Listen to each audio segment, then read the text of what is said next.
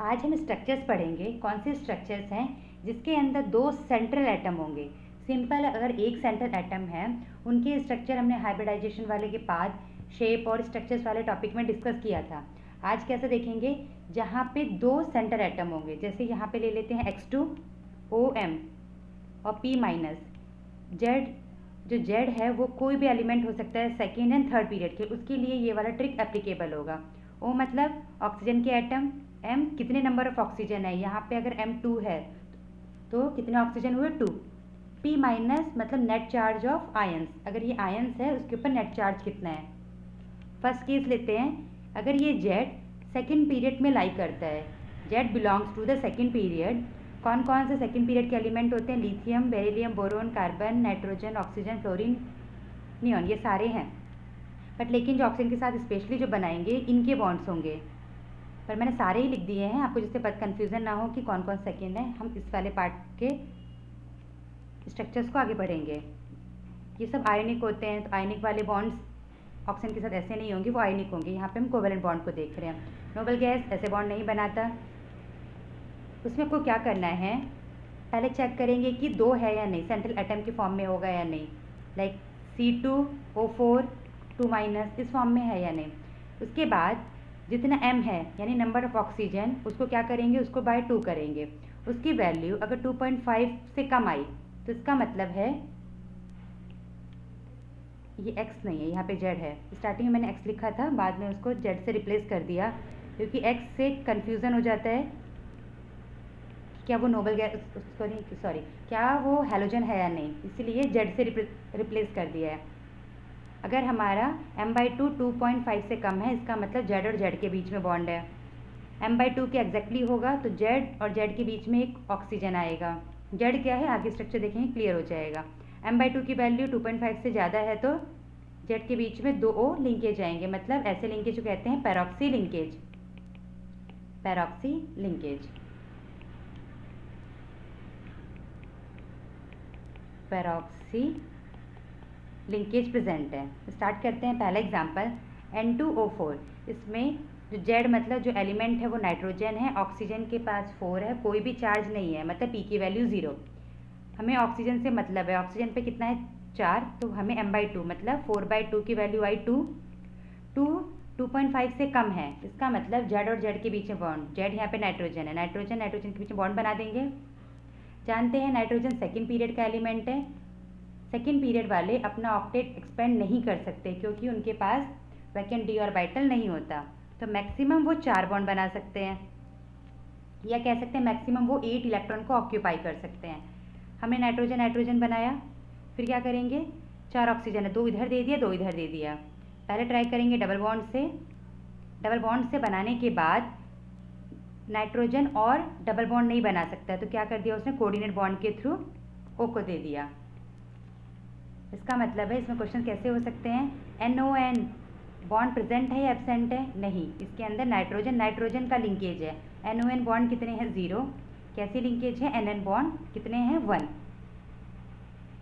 Second example N2O5, 5 को 2 से divide किया, कितना आया 5/2, जिसकी वैल्यू 2.5 एग्जैक्टली इक्वल टू 2.5।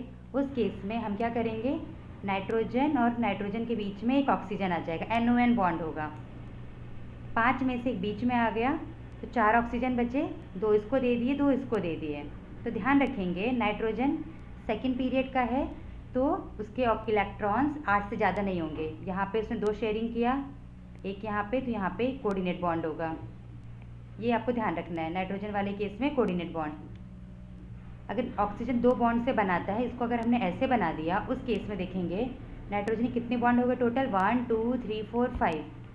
तो ये स्ट्रक्चर क्या है, wrong. Reason, nitrogen can not expand their covalency,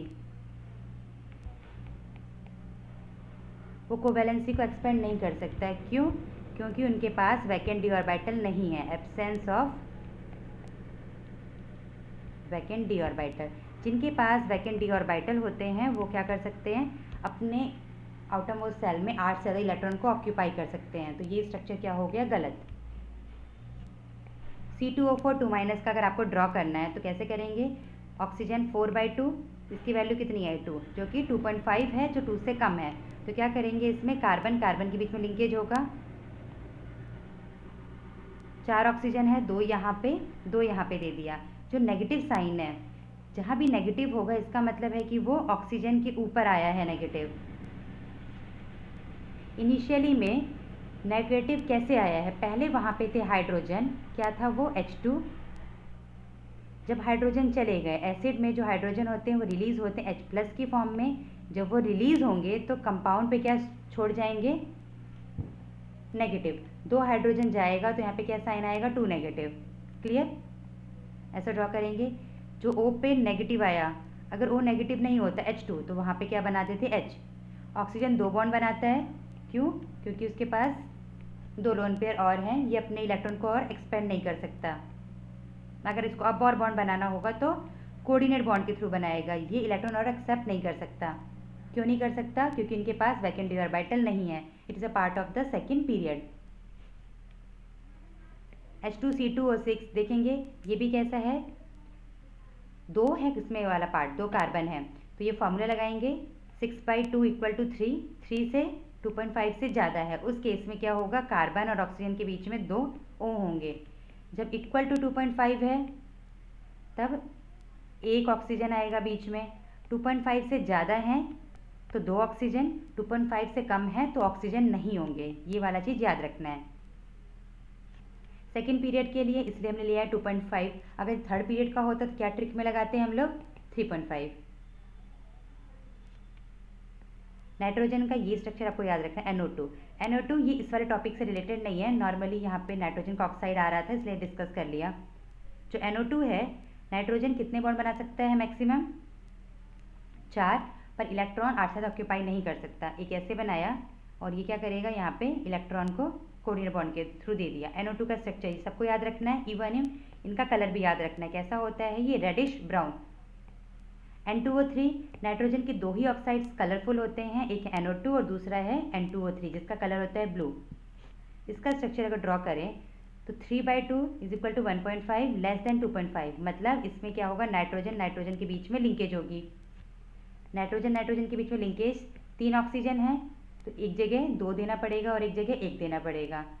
यहाँ पे हम डबल बॉन्ड इसलिए नहीं बना सकते, अगर ऐसे डबल बॉन्ड बनाया तो 2 ऑक्सीजन यहाँ पे है, 2 इधर बॉन्ड 1 इधर, 5 हो जाएंगे, जो कि गलत है।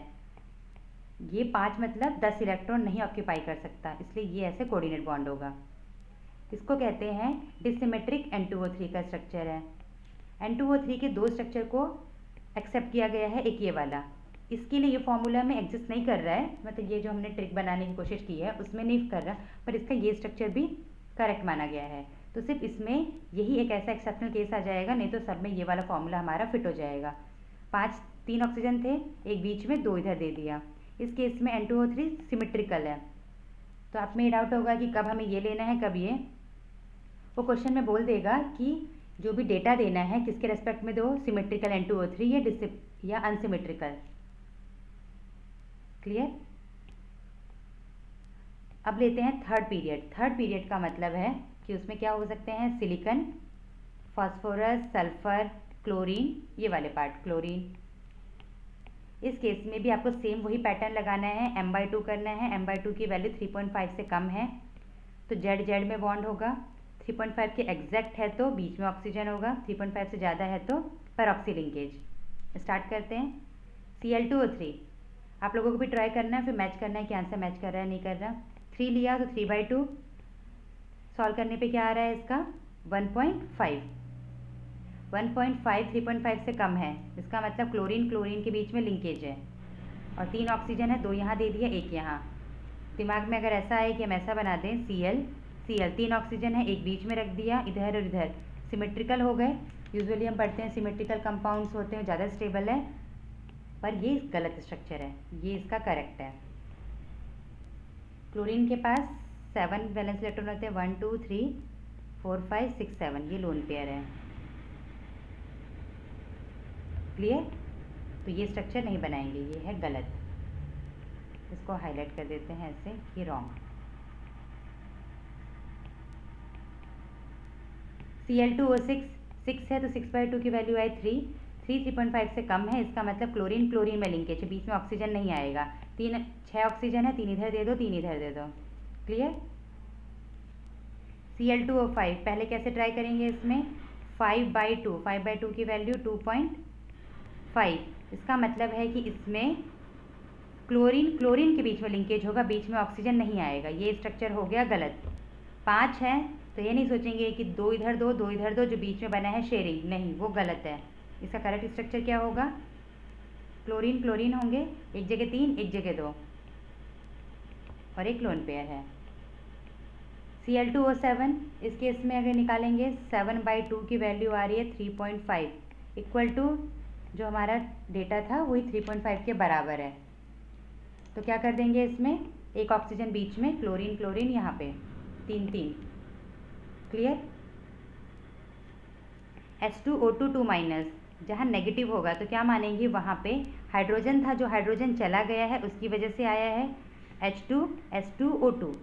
O2 है 2/2 आया वैल्यू 1। सल्फर है थर्ड पीरियड का है, 3.5 से कंपैरिजन करेंगे जो कि कम है, इसीलिए क्या करना है, वहाँ पे सल्फर सल्फर के बीच में लिंकेज होगा। एक लिंकेज, ऑक्सीजन 2 नेगेटिव है, एक इस साइड नेगेटिव है, एक इस साइड नेगेटिव है। ऑक्सीजन 2 बॉन्ड बनाता है अगर वो न्यूट्रल है, ऑक्सीजन 1 बॉन्ड बनाएगा जब उस पर नेगेटिव चार्ज है, नेगेटिव चार्ज। ऑक्सीजन 3 बॉन्ड बनाएगा जब उस पर कौन सा चार्ज होगा, पॉजिटिव चार्ज। ये चीज़ याद रखनी है आपको। एक नेगेटिव देंगे, ऑक्सीजन एक ही बॉन्ड बनाए इधर। अगर यहाँ पे H2 होता तो ऑक्सीजन किसके साथ एक बॉन्ड है, एक जगह हाइड्रोजन है, एक जगह सल्फर है। क्लियर। H2O7 2- मतलब ये नेगेटिव कहाँ से आया था, इसके पास पहले हाइड्रोजन होंगे, या इसका इनडायरेक्टली दूसरा क्या बना सकते हैं, H2O7।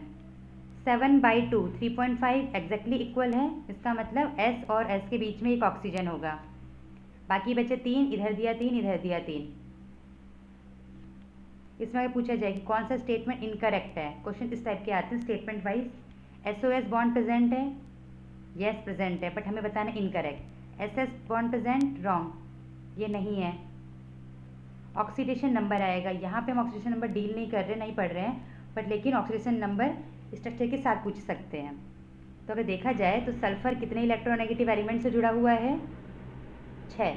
इस साइड से इलेक्ट्रॉन अगर ऑक्सीजन ने खींचा तो सल्फर पे आएगा +1, ये दोनों इलेक्ट्रॉन ऑक्सीजन खींच लेगा, +2। राइट साइड वाला इलेक्ट्रॉन खींचा +1, ऑक्सीजन ने खींचा तो -1। ऑक्सीजन विड्रॉ करेगा, उस पर माइनस आएगा, O-, दोनों इलेक्ट्रॉन ऑक्सीजन विड्रॉ कर रहा है तो -2, इस पे आया +2। पूरा समेशन करने पे 2, 2, 4, 5, 6, तो ऑक्सीडेशन नंबर क्या है, 6। ये वाला स्टेटमेंट सेकेंड और 4 गलत है और ये दोनों ठीक है। करेक्ट कौन कौन से हैं, 1st and 3 incorrect statement, 2nd and 4। Clear. वैसे ये सारे स्ट्रक्चर्स हैं। H4P2O7 क्या करना है, 7 है तो हमें क्या करना है, 7/2 इसकी वैल्यू कितनी आएगी, 3.5 एग्जैक्ट इक्वल है। तो फॉस्फोरस के बीच में एक ऑक्सीजन आएगा और यहाँ पे बाकी 3 बचे, तीनों को इधर दे दिए एक डबल बॉन्ड से। अगर हाइड्रोजन है तो यहाँ पे hydrogen hydrogen. Clear. Next H4P2O8, इस केस में अगर इसका एनायन बनाएंगे तो P2O8 4- सारे H चले गए, 8/2 की value I 4, that is greater than 3.5। That means कि यहाँ पे P और P के बीच में पैरोक्सी लिंकेज होगा, double bond O double bond O। जो हाइड्रोजन है वो कनेक्ट होंगे ऑक्सीजन से। ये वाला पार्ट नेक्स्ट क्लास में डिस्कस करेंगे, जो यहाँ पे हम एसिडिक स्ट्रेंथ पढ़ेंगे। तो नेक्स्ट क्लास में हम लोग देखेंगे ऑक्सो एसिड्स, उनके स्ट्रक्चर्स, फिर उनका कैसे नाम लिखते हैं। अभी आपको ये प्रैक्टिस करना है कि कैसे मेटल मेटल के बीच में लिंकेज होगा, या मेटल ऑक्सीजन है या मेटल ऑक्सीजन के बीच में 2 ऑक्सीजन आ रहे हैं। ये रूल सेकेंड और थर्ड पीरियड के लिए एप्लीकेबल है। एक एग्जाम्पल इसमें एक्सेप्शनल केस था, वो था नाइट्रोजन वाला पार्ट, उसके दोनों स्ट्रक्चर को एक्सेप्ट किया, दोनों बनाएंगे वो भी ठीक है। ध्यान रखेंगे, डू प्रैक्टिस। Thank you.